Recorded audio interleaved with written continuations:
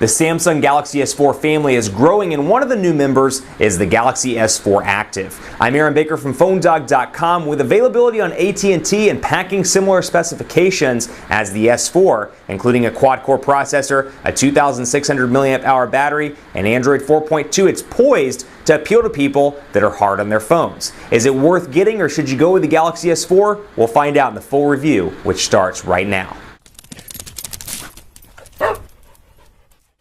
I just had a Werther's Original candy and I had to spit it out early because it's review time over here at PhoneDog.com. This is the Samsung Galaxy S4 Active, and this thing is packing very similar specifications, or I should say out of the whole family of devices, it's probably the most similar to the flagship Galaxy S4. It joins the Galaxy S4, the Galaxy S4 Mini, the Galaxy S4 Zoom, and it's available exclusively right now on AT&T in the United States, as you can see by this AT&T logo on the back. Quick rundown of specs here: 1.9 gigahertz quad-core Snapdragon 600 CPU, 5-inch, and I knocked the camera there, my apologies, 5-inch 1080p HD display, though it is an LCD display, not a Super AMOLED display. Here's where it gets a little bit different: 8-megapixel camera on the back instead of 13 megapixels like you see on the flagship Galaxy S4. It does still have the same 2,600 mAh battery in the back. It has 2 gigabytes of RAM.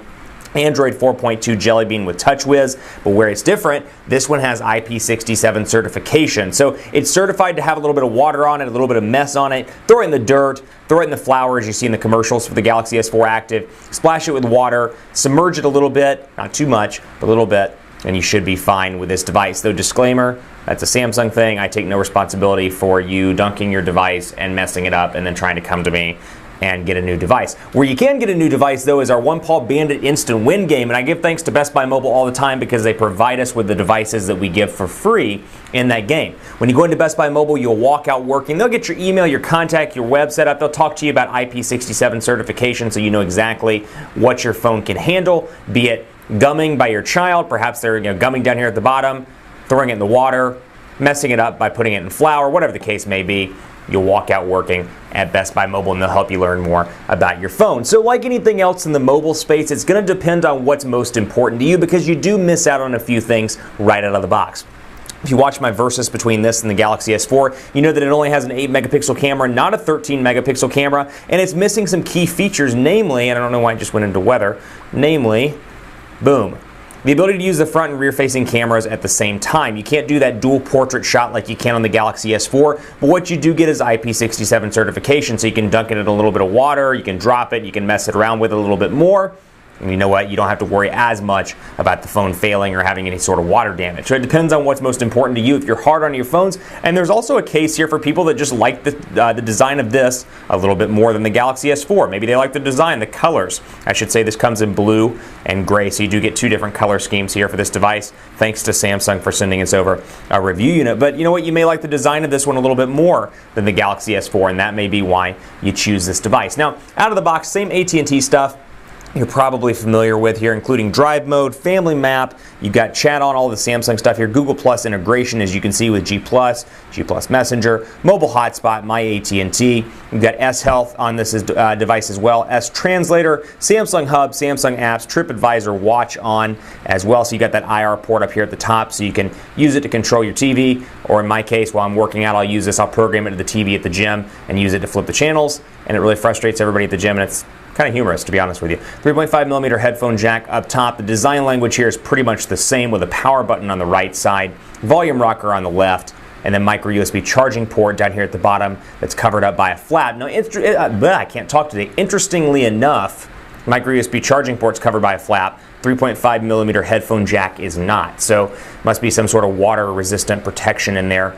I'm doing like this, like I'm doing a little cauldron or brewing up something special. But you get my point.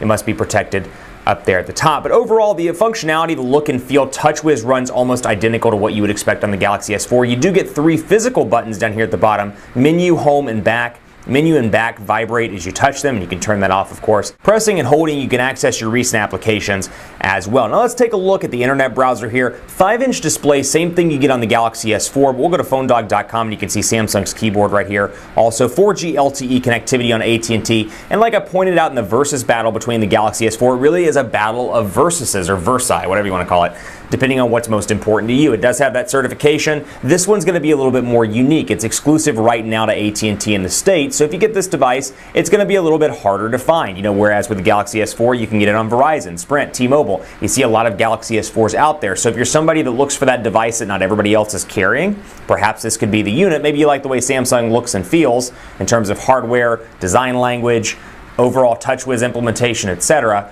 You can take advantage of it without having the device that everybody else has. So that's something to keep in mind. Really enjoying the blue though, kind of a different color scheme here. PhoneDog.com loading up, and I've got my window manager here where I can switch between active windows, for example AT&T, and then PhoneDog, which loaded up our mobile version of the page. So no real surprises here, same look and feel. And you'll notice out of the box here by going to the settings too, you have the same setting options that you have on the Galaxy S4 with a few extras, or I should say at least they're placed differently in the settings area. Torch light, for example, right here is a shortcut where I can enable my torch light, and I can press and hold the volume up key when the screen is off, and it activates a light, as you see right there. And then I should be able to turn it back on and turn that light back off. So if I'm coming up late at night, for example, trying to find my door lock, it's nice to have torch light. And of course you get the same blocking mode, driving mode, all the stuff that you would expect, including air view, air gesture, smart screen, including smart scroll, so I can turn this on, for example, and move up and down. Let me go back in here and show you exactly what I'm talking about here. Smart scroll, and you saw tilting head, tilting device. I can tilt my head up and down and scroll up and down the page. And then I've got smart pause as well. Video will pause, smart rotation, smart stay. And I've got my air view stuff also, including information preview, progress preview, speed dial preview. So progress, web page magnifier, and more, all in this device. So motions and gestures here as well. Palm motion, air gesture motions, all that stuff that you would expect. And so when I go into this page, for example, I can check look, and now it sees my eyes, scroll up, scroll down, scroll up, scroll down.